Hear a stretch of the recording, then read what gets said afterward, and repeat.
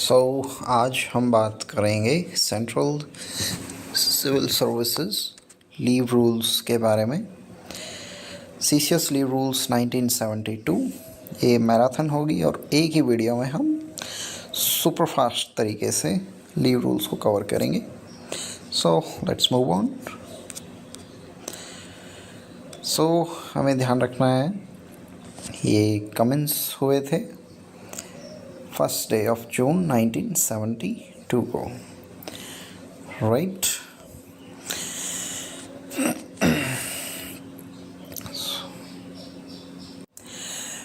फिर हम next move करते हैं चैप्टर 2 पे। इसमें राइट टू लीव लिखा हुआ है कि जो लीव है it can not be claimed as of right, यानी कॉम्पिटेंट अथॉरिटी डिसाइड करेगी कि लीव देनी है या नहीं। राइट नहीं है ये एम्प्लॉय का। एक और इम्पॉर्टेंट चीज़ यहाँ ध्यान रखनी है कि जो लीव है उसको रिफ्यूज़ और रिवोक तो किया जा सकता है बाय कॉम्पिटेंट अथॉरिटी, बट जो कॉम्पिटेंट अथॉरिटी है वो लीव को ऑल्टर नहीं कर सकती। Shall not be open to that authority to alter the kind of leave, right. यानी किसी ने सीएल मांगी है तो कॉम्पिटेंट अथॉरिटी उसको ईएल में कन्वर्ट नहीं कर सकती है या वाइस वर्सा। ये हमें ध्यान रखना है। फिर नेक्स्ट है कि कोई अगर गवर्नमेंट एम्प्लॉई डिसमिस कर दिया जाता है तो उसकी जो लीव्स हैं वो हो जाएंगी लैप्स।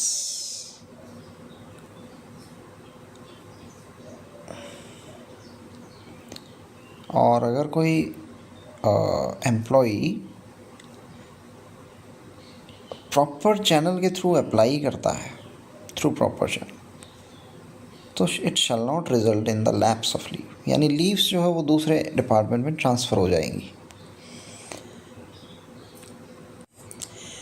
उसके बाद हम बात करेंगे कम्यूटेशन ऑफ लीव के बारे में, यानी एक लीव दूसरी लीव में कम्यूट कर दी जाए अथॉरिटीज़ द्वारा।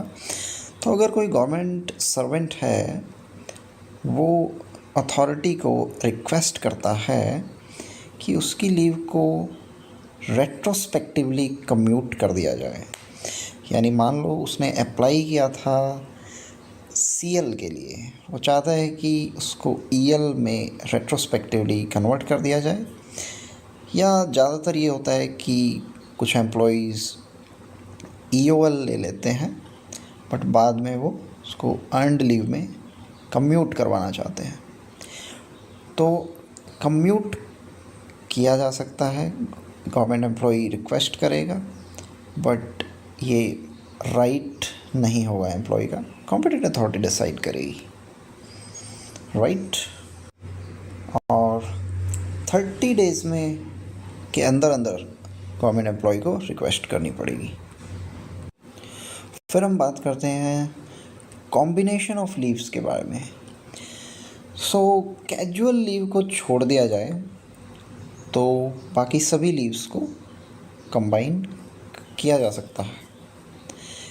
Any kind of leave may be granted in combination, right.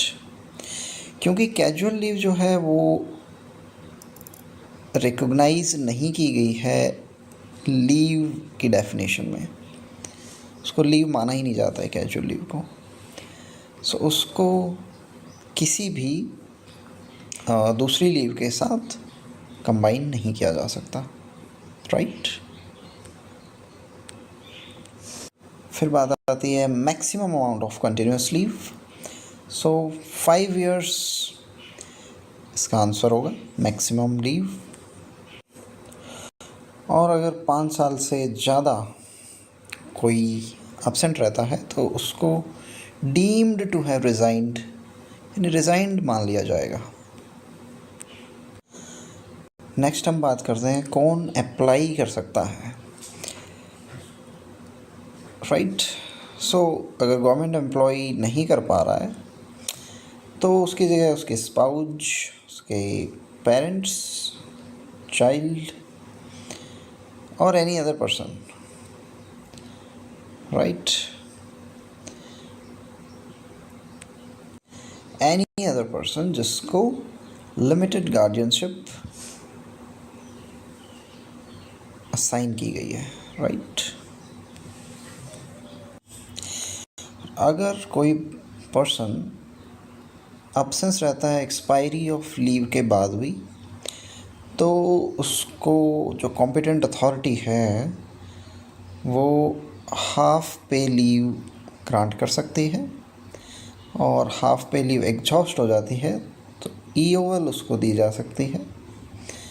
और अगर विलफुली गवर्नमेंट सर्वेंट अब्सेंट रहता है तो डिसिप्लिनरी एक्शन भी चलाया जा सकता है CCA रूल के तहत, राइट।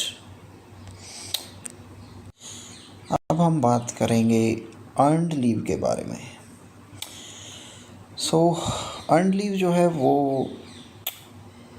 जो जनवरी है और जुलाई है उसके फर्स्ट डे को क्रेडिट की जाएगी 15-15 ईच, यानी 15 जो है वो जनवरी के फर्स्ट डे को, 15 जो है जुलाई के फर्स्ट डे को, यानी टोटल 30 EL पूरे साल में मिलेगी।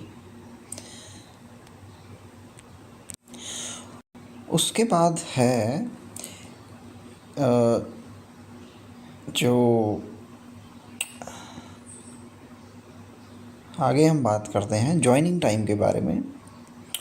सो जॉइनिंग टाइम जो होता है वो कुछ इस तरह से मिलता है। कोई एम्प्लॉई पहले इस ऑफिस में था, फिर यहाँ आ जाता है, तो उसको 15 डेज का जॉइनिंग टाइम मैक्सिमम मिलता है। तो मान लो वो 15 डेज़ नहीं लेता है यहाँ ज्वाइन करने में, तुरंत यहाँ पहुँच जाता है, तो ये 15 डेज जो थे ये उसके EL अकाउंट में क्रेडिट हो जाएंगे। और मैक्सिमम EL कितनी हो सकती है? 300 से ज़्यादा नहीं होना चाहिए। सो ये 15 डेज का जॉइनिंग टाइम इम्पॉर्टेंट है मैक्सिमम।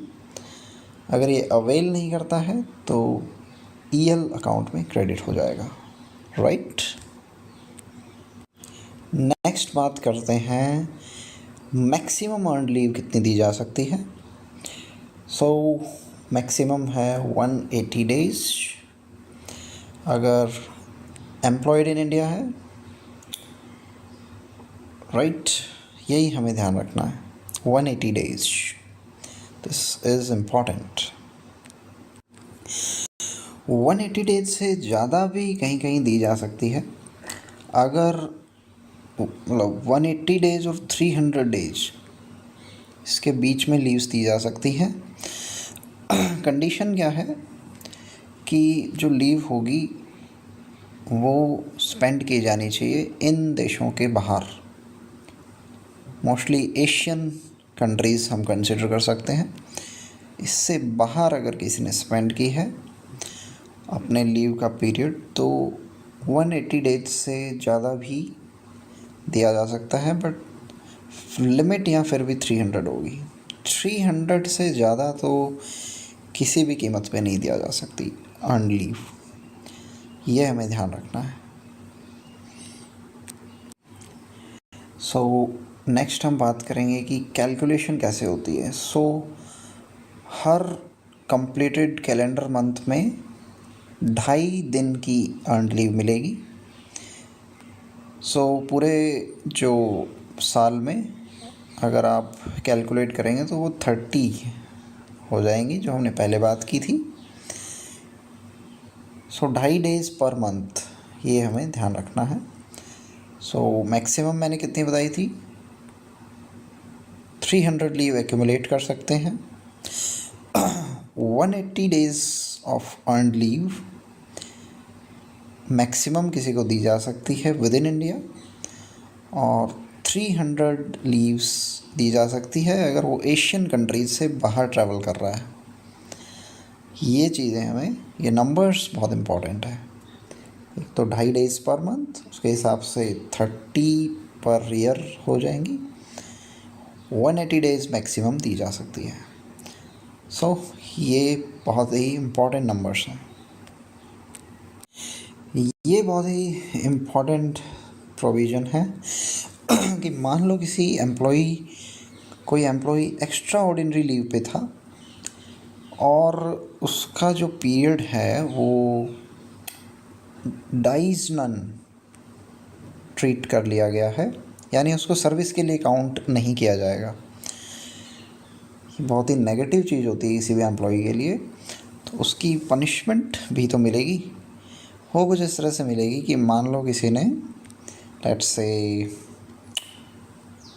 20 दिन ईओएल पे था, तो उसका हम 1/10 कर देंगे, यानी 2 दिन की पेनल्टी लगेगी।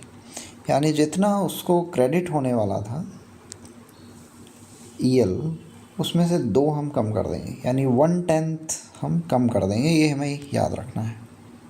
हमने देखा था ना कि जो ईयरली हमें 30 ईएल मिलती है, 15 प्लस 15, 6 महीने पे।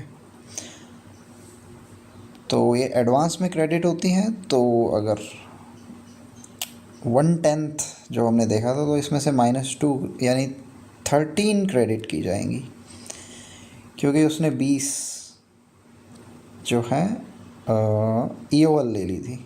उसका हमने 1/10 किया तो 2 आया, वो हमने घटा दिया यहाँ से, राइट। सो 1/10 हमें ध्यान रखना है। अब हम बात करते हैं हाफ पे लीव के बारे में।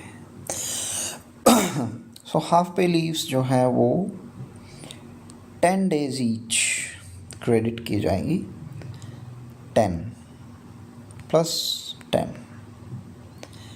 ईएल के केस में था 15 प्लस 15, ये हमें ध्यान रखना है। और कैलकुलेशन इसकी होगी 5/3 डेज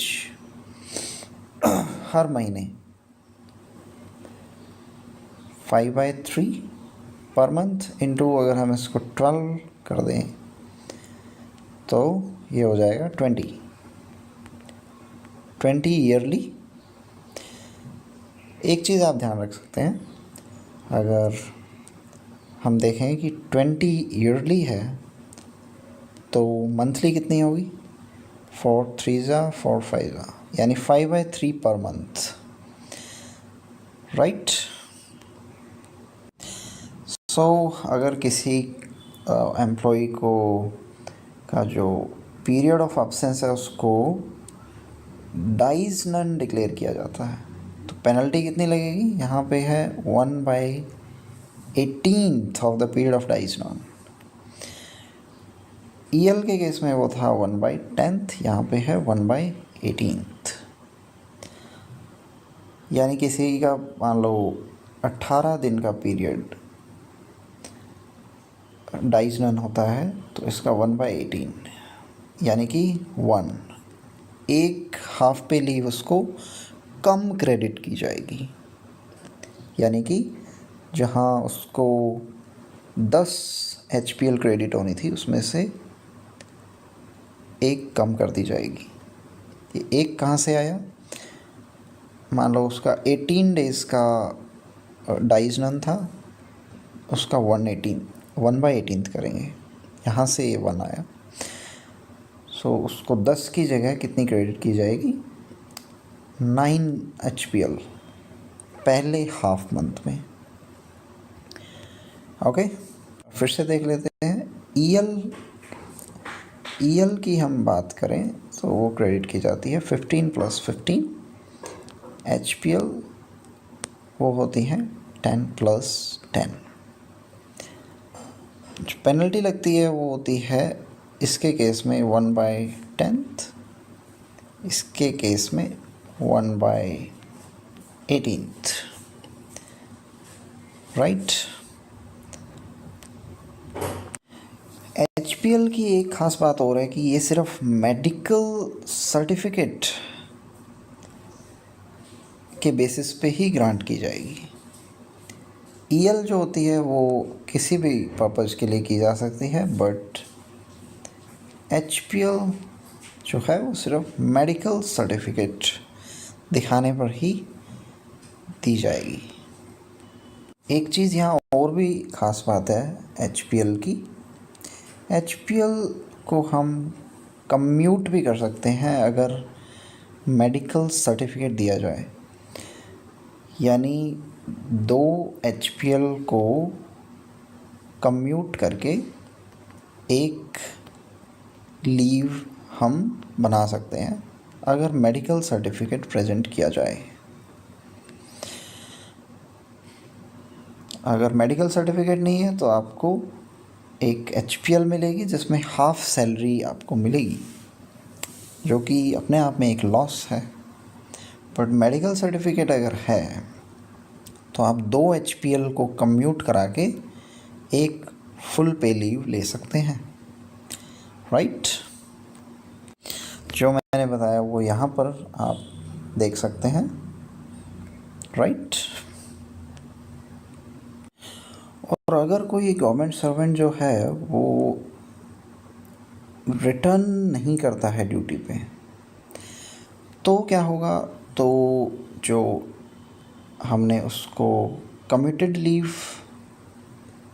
ग्रांट की थी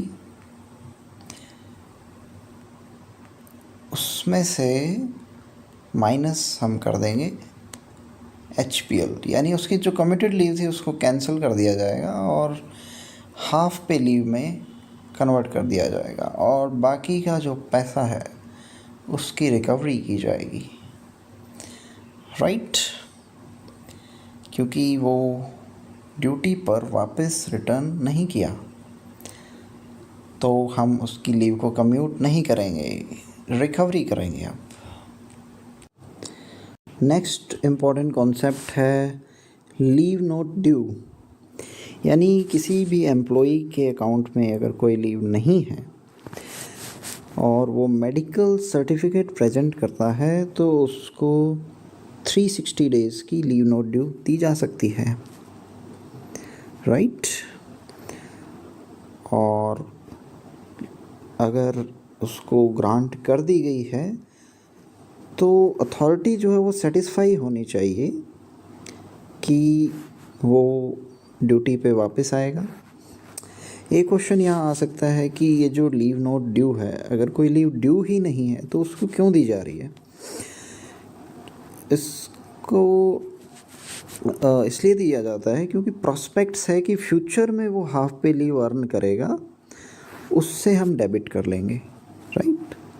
सो ये एक तरह का प्रोविज़न है जिससे किसी भी व्यक्ति के पास, किसी भी एम्प्लॉय के पास कोई भी लीव ड्यू नहीं है तो वो अपनी आने वाली हाफ पे लीव जो है वो उसकी डिडक्ट कर ली जाएगी इन फ्यूचर जब भी वो अर्न करेगा। मान लो कोई व्यक्ति जो है वो पहले ही रिटायर हो जाए तो फिर रिकवरी की जाएगी, right. We would recover the leave salary. ये चीज़ आप यहाँ देख सकते हैं सी नंबर पॉइंट में कि जो उसका लीव नॉट ड्यू है उसको डेबिट किया जाएगा उसके हाफ पे लीव से जो वो सब्सिक्वेंटली अर्न करेगा, राइट।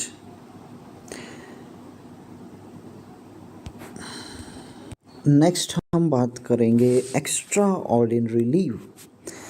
नाम से स्पष्ट है कि कोई और लीव जो है वो एडमिसिबल नहीं है, तो उसको हम एक्स्ट्रा ऑर्डिनरी लीव दे देते हैं।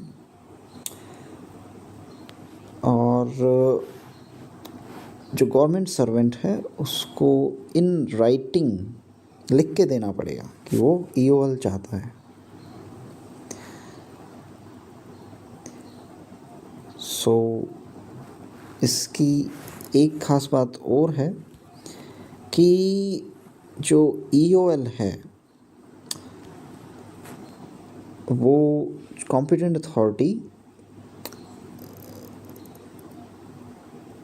किसी भी अब्सेंस के पीरियड को अगर रेगुलराइज करना चाहती है तो EOL देकर उस पीरियड को रेगुलराइज कर सकती है।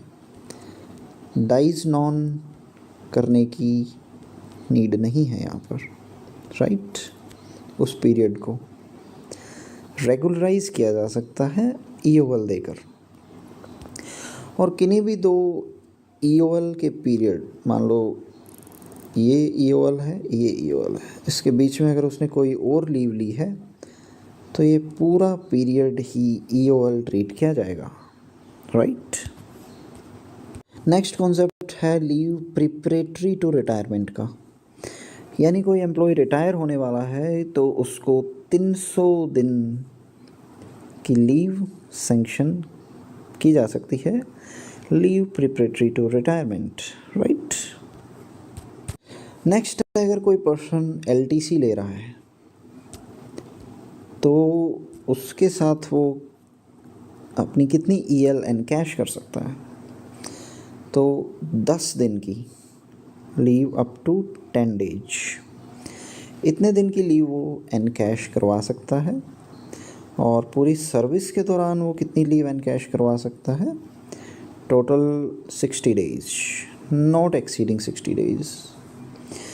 यानी एम्प्लॉई अगर हम देखा जाए तो 300 EL तो वो रिटायरमेंट पे करवा सकता है, प्लस 60 LTC की हो गई पूरी सर्विस में, तो देखा जाए तो 360 डेज टोटल EL एनकैश हो सकती है मैक्सिमम।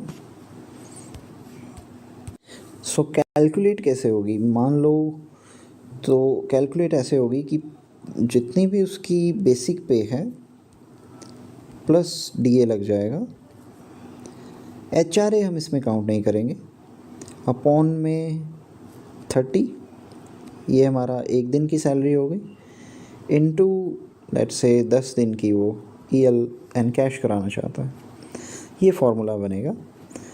इसे हमें ध्यान रखना है, HRA इसमें इंक्लूडेड नहीं होगा। सो ये बात हुई हमारी EL एनकैशमेंट की। और कोई पर्सन अगर रिटायर हो जाता है तो हम देख सकते हैं कि उसकी EL और HPL ये टोटल वो 300 डेज़ की एनकैश करवा सकता है। एक चीज़ और ध्यान रखनी है कि कम्यूटेशन जो है हाफ पे लीव का वो अलाउड नहीं है। मान लो रिटायरमेंट के समय किसी एम्प्लॉय के पास 270 अर्नड लीव है और मान लेते हैं यानी 30 का शॉर्टफॉल हो रहा है यहाँ पे, और मान लो उसके पास 60 HPL भी पड़ी है, तो वो ये नहीं कह सकता है कि इन 60 हाफ पे को कम्यूट करके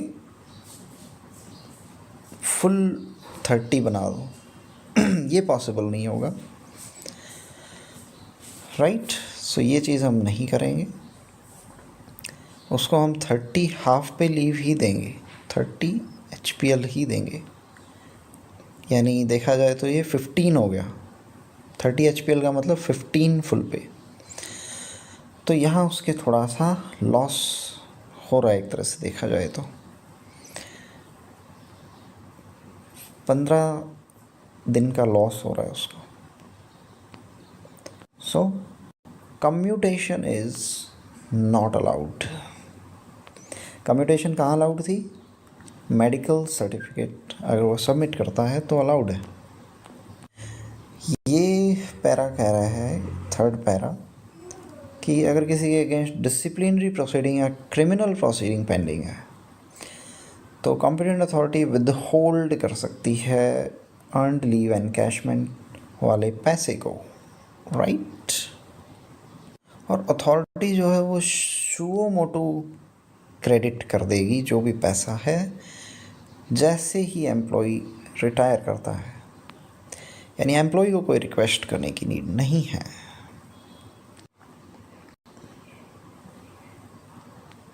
सो अगर आप रिज़ाइन करते हैं तो 150 डेज़ ही एनकैश किया जा सकता है सो ये हमने देखा कि रेजिग्नेशन के समय सिर्फ 150 डेज़ ही एनकैश करवाया जा सकता है। मान लो कोई बंदा टेक्निकल रेजिग्नेशन से जाता है तो उसका लीव रिकॉर्ड एक ऑफिस से दूसरे ऑफिस में ट्रांसफ़र हो जाता है। टेक्निकल रेजिग्नेशन यानी प्रॉपर एनओसी लेकर जाता है अगर कोई पर्सन प्रॉपर चैनल के थ्रू। सो अगर किसी एम्प्लॉय की डेथ हो जाती है तो वो पैसा किसको मिलेगा, ये चीज़ आप एक बार नज़र मार सकते हैं। बहुत ज़्यादा इम्पोर्टेंट मुझे लगता नहीं कि है। ये आप देख सकते हैं यहाँ पर किस किस को मिलेगा वो पैसा। पहले विडो को मिलेगा, फिर आगे विडो नहीं है तो एल्डेस्ट सर्वाइविंग जो सन है उसको मिलेगा, फिर unmarried daughter, so on, right. ये यू कैन सी, ये आप यहाँ से स्टडी कर सकते हैं अपने लेवल पे।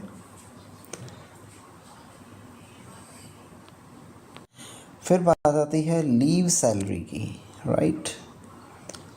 लीव सैलरी, सो अर्नड लीव जो होती है उस पीरियड में हमें लीव सैलरी मिलती है, यानी सैलरी हमारी नहीं रुकती है अगर आप अर्नड लीव पे हैं, इसीलिए उसको अर्नड लीव भी कहा जाता है। और हाफ पे लीव पे हमें जो है लीव सैलरी कितनी मिलती है, हाफ, राइट। और अगर कम्यूटेड लीव पे है, हमने देखा था ना कि जो लीव है हाफ पे लीव उसको कम्यूट भी करवाया जा सकता है, उसके दौरान हमें फुल पे मिलेगी। कम्यूट करवाया जा सकता है हाफ पे लीव को मेडिकल सर्टिफिकेट देकर। और अगर कोई एम्प्लॉई एक्स्ट्रा ऑर्डिनरी लीव पे है तो उसको कोई लीव सैलरी नहीं मिलेगी, ये हमें ध्यान रखना है। एक चीज़ बहुत इम्पोर्टेंट है यहाँ पे देखना कि अगर कोई पर्सन लेट्स से री एम्प्लॉयमेंट में, यानी वो रिटायर हो गया और उसको फिर से री एम्प्लॉय किया गया, तो उसको कुछ पेंशन भी मिल रही होगी, तो उस पेंशन के साथ उसकी जो फाइनल लीव सैलरी है उसको एडजस्ट किया जाता है।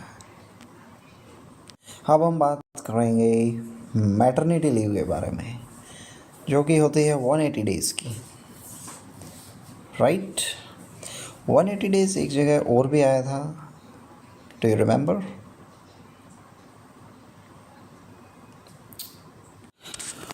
और सिर्फ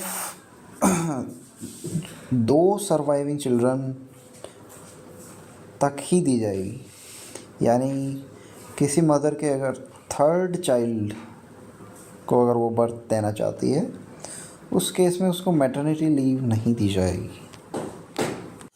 और अगर किसी वुमेन का मिसकैरिज हो जाता है, अबॉर्शन हो जाता है, मिसकैरिज हो जाता है, तो उसको 45 डेज़ की मैटरनिटी लीव मिल सकती है, यानी 45 डेज़ और 180 डेज़, ये 2 नंबर्स बहुत इंपॉर्टेंट है।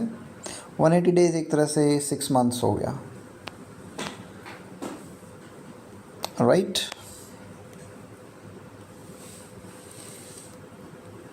और अबॉर्शन या मिसकैरिज के केस में 45 डेज, यानी 1 महीने से 15 दिन एक्स्ट्रा।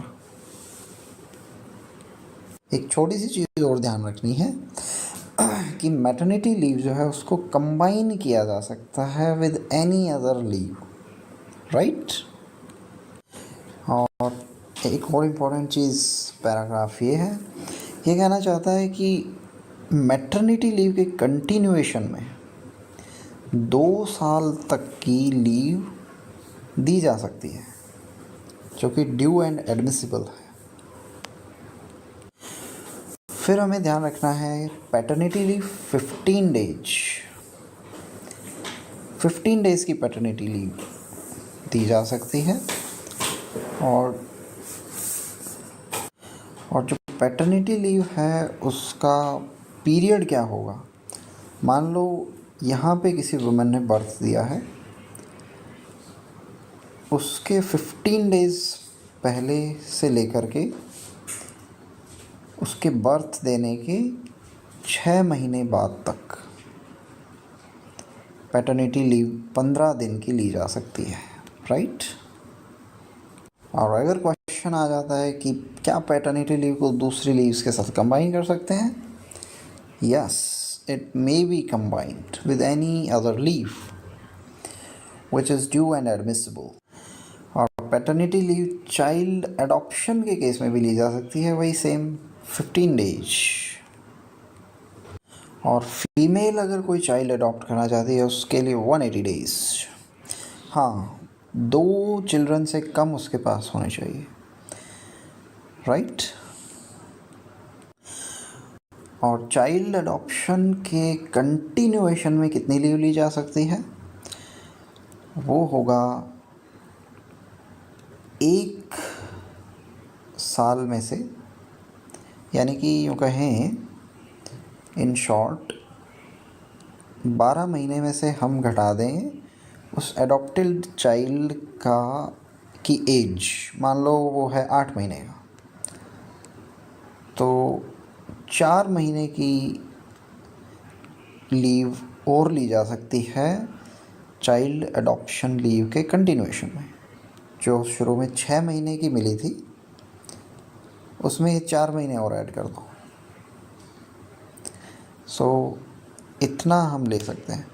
और जब हम बात कर रहे थे मैटरनिटी लीव के केस में, उसमें 2 साल वो पीरियड था, यानी 2 साल तक any leave due and admissible ली जा सकती है, राइट। उसके बाद आती है child care leave. I would call it too much of socialism, right. So ये दी जा सकती है 2 ईयर्स मैक्सिमम। 2 ईयर्स की जगह इसको एग्जैक्ट बोला जाए तो it would be 730 days. 730 days. और ये क्वेश्चन पिछली बार आया भी था AMCRE में, राइट। और child care leave single male government servant को भी और फीमेल गवर्नमेंट सर्वेंट दोनों को दिया जा सकता है, right. Single male government servant अगर है उसे भी चाइल्ड केयर लीव दी जा सकती है, राइट। और चाइल्ड का यहाँ मतलब है child below the age of 18 years. ये भी इम्पोर्टेंट है कि जब तक वो 18 साल का ना हो जाए तब तक 730 डेज़ की चाइल्ड केयर लीव दी जा सकती है। और कंडीशन ये है कि 3 स्पेल्स इन ए कैलेंडर ईयर, यानी 1 बार, 2 बार, 3 बार। इससे ज़्यादा स्पेल्स में नहीं दी जा सकती। कोई कहे कि मैं 5 यहाँ लूँगा, 6 यहाँ लूँगा, 7 यहाँ लूँगा और 10 लीव्स और लेना चाहता हूँ, तो ये पॉसिबल नहीं है, राइट। हाँ, अगर जो फीमेल गवर्नमेंट सर्वेंट है वो सिंगल है तो वो स्पेल्स जो है उसको 6 इन ए कैलेंडर ईयर भी किया जा सकता है, राइट। ये भी हमें ध्यान रखना है। एक और इम्पॉर्टेंट चीज़ चाइल्ड केयर लीव के केस में है कि 5 दिन की तो देनी ही देनी है एक बार में, 5 दिन से कम की नहीं दे सकते। कोई बोले कि मुझे 3 दिन की चाइल्ड केयर लीव चाहिए, तो ये पॉसिबल नहीं है, राइट। मिनिमम 5 दिन की चाइल्ड केयर लीव लेनी ही पड़ेगी। और स्पेल्स मैंने बताई है 1, 2, 3 स्पेल्स इन ए ईयर। और ये 3 स्पेल्स 6 भी हो सकते हैं अगर वो सिंगल फीमेल है, राइट। और चाइल्ड केयर लीव को कंबाइन भी किया जा सकता है किसी भी लीव के साथ। उसके बाद जो नेक्स्ट हमारा है वो है स्टडी लीव। स्टडी लीव पे आप एक नज़र अपने लेवल पे मार सकते हैं। मैं इसको स्क्रॉल कर रहा हूँ, राइट। ये लास्ट टाइप ऑफ लीव है। सो आप इसको देख सकते हैं एक बार।